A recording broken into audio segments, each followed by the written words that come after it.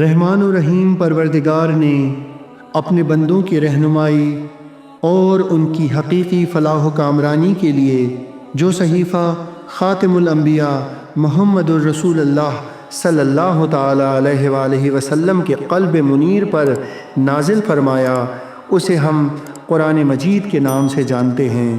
کہنے کو تو یہ ایک کتاب ہے اور کتابیں انگنت ہیں، بڑی ضخیم، بڑی اوق، بڑی دل آویز، لیکن اس کتاب کی شان ہی نرالی ہے۔ یہ صحیفہ بیک وقت کتاب بھی ہے اور علم و معرفت کا آفتاب بھی، اور علم و معرفت کا جہاں تاب بھی، جس میں زندگی کی حرارت اور ہدایت کا نور دونوں یکجا ہیں۔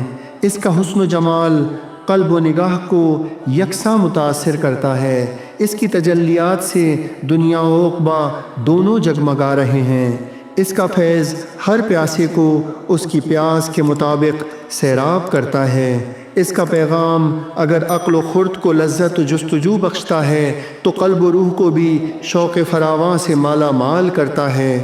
اس کی تعلیم نے انسان کو خود شناس بھی بنایا اور خدا شناس بھی۔